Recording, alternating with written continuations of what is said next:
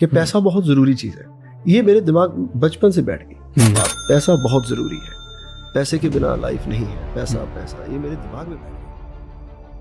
27 अप्रैल 2024 को Diljit Dosanjh Vancouver Canada के biggest stadium BC place में अपना शो करते हैं और ये शो हाउसफुल जाता है। इनफैक्ट इस शो की सारी टिकट्स 2 ही दिन में बिक गई थी एंड 54,000 से भी ज्यादा लोगों ने इस कॉन्सर्ट को अटेंड किया था। दिलजीत की मैनेजर खुद बोलती हैं कि उन्होंने नॉर्थ अमेरिका टूर से $28 मिलियन कमाए थे, यानी 234 करोड़ रुपए। इनफैक्ट उनका जो दिल्ली वाला शो हुआ था उसकी भी सारी टिकट एक ही मिनट के अंदर बिक गई। सोचो, हजारों टिकट सिर्फ एक ही मिनट के अंदर बिक जाना। अगर हम टिकट का प्राइस भी गेस करें तो 1,000 या 2,000 रुपए नहीं बल्कि 5,000 से लेकर 20,000 तक की टिकट मिल रही थी। और उससे भी ज्यादा इंटरेस्टिंग बात ये है कि यही सेम टिकट रीसेल में 40,000 रुपए की मिल रही थी, मतलब ऑलमोस्ट डबल। और यूएसए में तो कुछ रीसेल की टिकट 54 लाख रुपए तक की मिल रही थी। आज दिलजीत दोसांझ सिर्फ पंजाब के ही नहीं बल्कि इंडिया के बिगेस्ट स्टार हैं। उन्होंने कनाडा, यूके, यूएसए जैसी बड़ी कंट्री में पूरे के पूरे स्टेडियम में सोल्ड आउट किए हैं। इवन उनके साथ तो बड़े बड़े इंटरनेशनल स्टार्स ने भी उनके साथ कोलैब किया है। इनफैक्ट वो इंडिया के पहले ऐसे आर्टिस्ट हैं जिन्होंने कोचेला जैसे बड़े प्लेटफॉर्म पर परफॉर्म किया एंड उनकी गोट एल्बम तो बिलबोर्ड टॉप 5 में कई महीनों तक रही थी। पर इस सब की शुरुआत हुई थी पंजाब के छोटे से गांव दोसांझ से, जहां दिलजीत को अपना सरनेम भी मिलता है। एंड आज की इस वीडियो में हम यही डिस्कस करेंगे कि कैसे एक छोटे से गांव का आर्टिस्ट जो पहले गुरुद्वारा और शादियों में गाता था वो आज वर्ल्ड वाइड फेमस है। जहां मोस्टली सिंगर्स का करियर 4 से 5 सालों में फेड आउट हो जाता है, वहीं दिलजीत ने ऐसा क्या किया कि वो 22 साल से रेलेवेंट है और हर साल उनका करियर एक्सपोनेंशियली ग्रो करता जा रहा है। एंड वो पैसा कैसे कमाते हैं और अगर कमाते हैं तो कहां से कितना, ये सब कुछ आज की इस वीडियो में डिस्कस करने वाले हैं। तो दोस्तों, जानने से पहले वीडियो को एक लाइक जरूर कर दीजिएगा।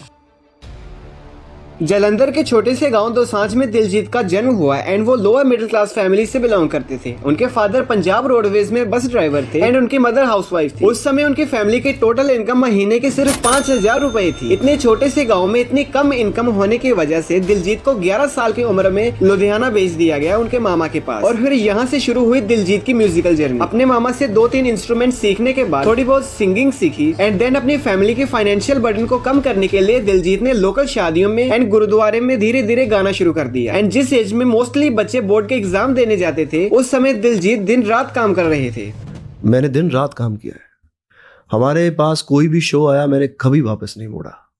कितनी बार तो ऐसा हुआ कि वो दिन में अमृतसर में परफॉर्म करते थे एंड उसी रात करनाल में भी परफॉर्म करते थे। फिर 18 साल की उम्र में फाइनली वो अपनी फर्स्ट एल्बम रिलीज करते हैं जिसका नाम था इश्क दा उड़ाएड़ा। एंड ये एल्बम कंप्लीटली फ्लॉप हो जाती है, इसका एक भी गाना हिट नहीं होता। बहुत सारे लोग दिलजीत को डिस्करेज करते हैं कि तेरा एक भी गाना नहीं चल रहा, बट दिलजीत हार नहीं मानते एंड 2 साल के बाद एक और एल्बम रिलीज करते हैं जिसका नाम था स्माइल। एंड उसके 2 साल बाद एक और एल्बम रिलीज करते हैं जिसका नाम था चॉकलेट। ये 2 एल्बम काफी अच्छा परफॉर्म करती है एंड इसकी वजह से दिलजीत को पंजाब में थोड़ी बहुत रिकॉग्निशन मिलनी शुरू हो जाती है। और उनकी लाइफ में टर्निंग पॉइंट जब आया जब वो हनी सिंह से मिले। पहले दिलजीत यूजुअली थोड़े स्लोअर और रोमांटिक गाने गाया करते थे, बट हनी सिंह से मिलने के बाद उन्होंने गैंगस्टर और गन्स पर सॉन्ग बनाना शुरू कर दिया। उनकी हनी सिंह के साथ एल्बम द नेक्स्ट लेवल सच में नेक्स्ट लेवल निकली एंड सुपरहिट सॉन्ग्स जैसे कि पंगा एंड गोलियों ने दिलजीत को नेशन वाइड फेम दिलवा दिया। दिलजीत की म्यूजिक इंडस्ट्री में सक्सेस देखते हुए एक पंजाबी डायरेक्टर ने दिलजीत को अपनी मूवी मेल करा दे रब्बा में एक छोटा सा सीन पकड़ा दिया और इस छोटे से सीन को भी दिलजीत ने बहुत अच्छे से प्ले किया। साल 2011 में उनको अपनी खुद की एक पंजाबी मूवी मिलती है जहां पर वो एक लीड एक्टर होते हैं एंड उस मूवी का नाम होता है द लॉयंस ऑफ पंजाब। इस टाइम पर दिलजीत 7वें आसमान पर थे, उनका हर एक सॉन्ग हिट हो रहा था, उनको मूवीज भी ऑफर हो रही थी, बट ये खुशी ज्यादा टाइम तक नहीं रहती है। उनकी जब ये movie lions of Punjab theatres में आई तो लोगों को ये बिल्कुल भी पसंद नहीं आती है एंड ये मूवी कम्प्लीटली फ्लॉप हो गई। इनफैक्ट काफी सारे लोग तो उनके गानों से भी खुश नहीं थे और बहुत सारे लोगों को ये लगता था कि दिलजीत अपने गानों में gangster, guns, smoking and drinking को प्रमोट करते हैं एंड इसी वजह से उनके घर के बाहर बहुत दिनों तक प्रोटेस्ट भी चला था। ये दिलजीत की लाइफ में सबसे बड़ा टर्निंग पॉइंट था एंड इस पॉइंट से उन्होंने डिसाइड किया कि वो कभी भी गैंगस्टर से रिलेटेड सॉन्ग्स नहीं गाएंगे। दूसरी चीज की वो कभी भी अपनी पर्सनल लाइफ को पब्लिक नहीं करेंगे, वो सिर्फ एक ही चीज पर फोकस करेंगे जिसमें वो सबसे अच्छे हैं एंड वो है सिंगिंग। फिर उन्होंने साल 2011 से लेकर साल 2016 तक सिर्फ अपने म्यूजिक पर फोकस किया एंड बहुत सारे हिट सॉन्ग्स भी दिए जैसे पटियाला, पैग, पांच तारा, डू यू नो, ये सारे हिट सॉन्ग्स दिए एंड इसके बाद उनका नेशन वाइड फेम और बढ़ गया। इनमें से काफी सारे सॉन्ग्स वो बॉलीवुड को भी बेचते हैं एंड फाइनली 2016 में उनको एक बॉलीवुड मूवी उड़ता पंजाब में छोटा मोटा रोल मिल जाता है जिसको दिलजीत बहुत ही अच्छे तरीके से करते हैं एंड इस रोल के लिए उनको फिल्म फेयर तक मिलता है। गाने और मूवीज आती जाती रहती हैं एंड कुछ ही सालों में दिलजीत अपनी खुद की बहुत बड़ी इमेज बना लेते हैं बॉलीवुड में। दिलजीत एक से एक बड़ा गाना रिलीज करते हैं एंड बहुत सारी मूवीज में ऐड करते हैं और इतना ही नहीं बहुत सारे ब्रांड डील्स तक करते हैं। और इसी बीच दिलजीत सबसे ज्यादा पैसा कमाते हैं, इतने ज्यादा पैसे के वो पोर्च एरिया में 12 करोड़ का घर ले लेते हैं एंड इसी टाइम पर दिलजीत 3 करोड़ की मर्सिडीज मर्सिडीज लेते हैं, 2 करोड़ की पोर्श लेते हैं, 70 लाख की BMW लेते हैं एंड बहुत सारी और भी चीजें लेते हैं। बट दिलजीत को रियलाइज होता है कि उनकी ग्रोथ अब स्टैग्नेंट हो चुकी है। उनको इंडिया में तो बहुत सारे लोग जानते थे, बट फॉरेन में वर्ल्ड वाइड उनकी टिकट की सेल बहुत ही कम थी। पर फिर आता है साल 2020, जो कि दिलजीत की लाइफ में सेकंड टर्निंग पॉइंट था।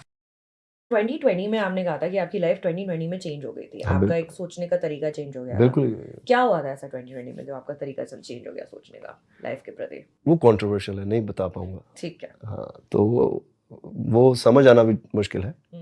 तो अभी मेरे लिए दुनिया बदल गई सारी की सारी। मतलब ऐसे आप सोचो कि आपने किसी को पानी से निकाल के धरती पे खड़ा कर दिया या धरती से निकाल के पानी में फेंक दिया।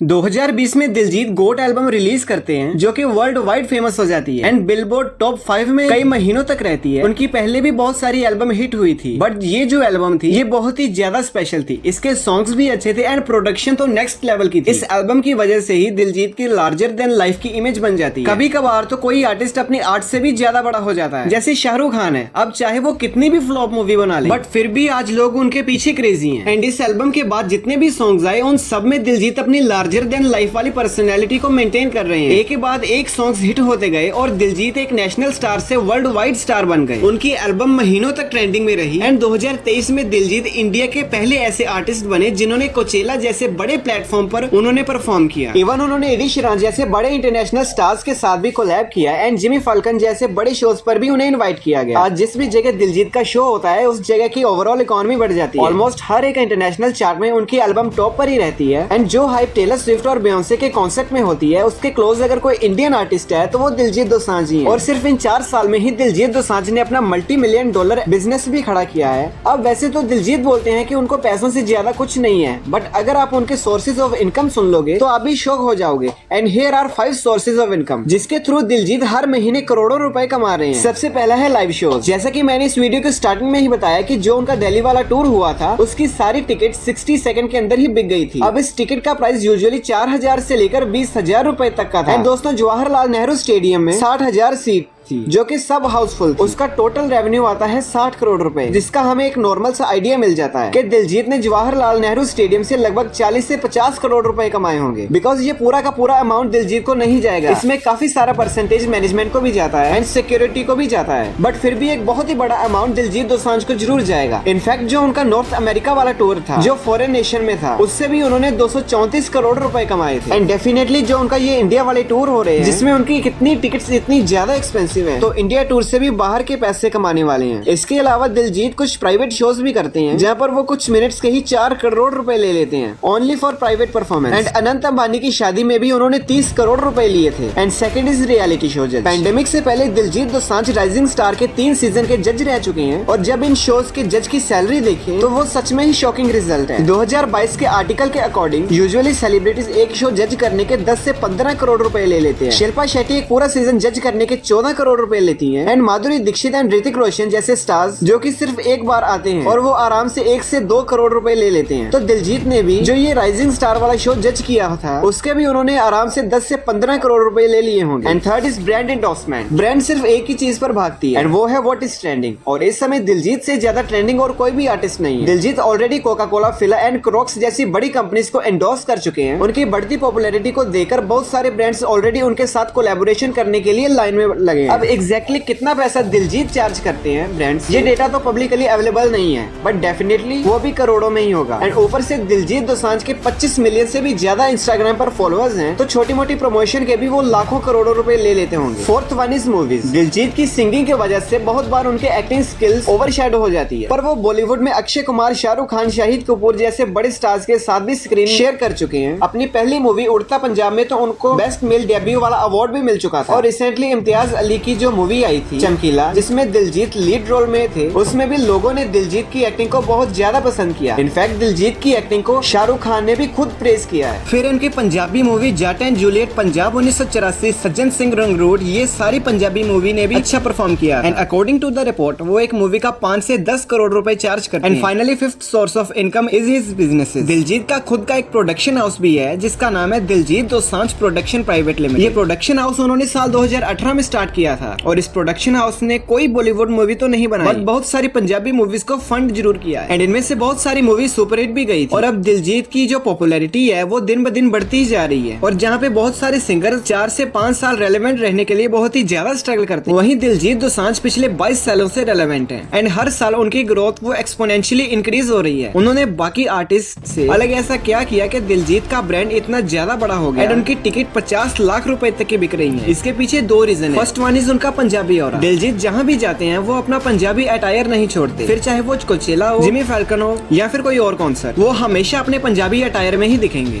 इतने सारे सिंगर्स इंटरनेशनल ऑडियंस अट्रैक्ट करने के लिए अपने रूट्स ही भूल जाते हैं, पर दिलजीत दोसांझ का पूरा ऑरा ही पंजाबी है। उनके लिए सबसे इम्पोर्टेंट चीज वही है और हर शो की एंट्री पर दिलजीत सिर्फ एक ही लाइन बोलते हैं,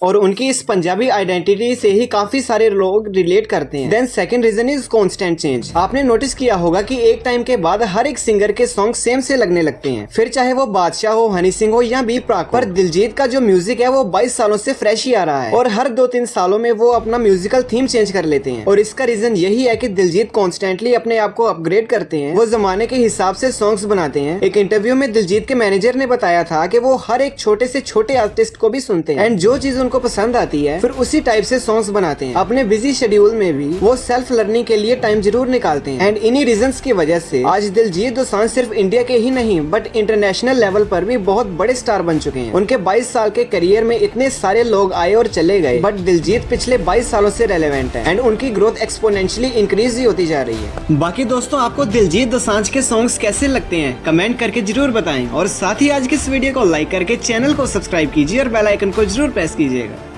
अब दोस्तों, आपने ये सभी बातें तो जान ली, लेकिन क्या आप जानते हैं कि आखिर आरबीआई ऐसा कौन सा काम करने से डरता है? तो जानने के लिए आई बटन पर दिए गए वीडियो पर क्लिक करके वीडियो को पूरा देखें।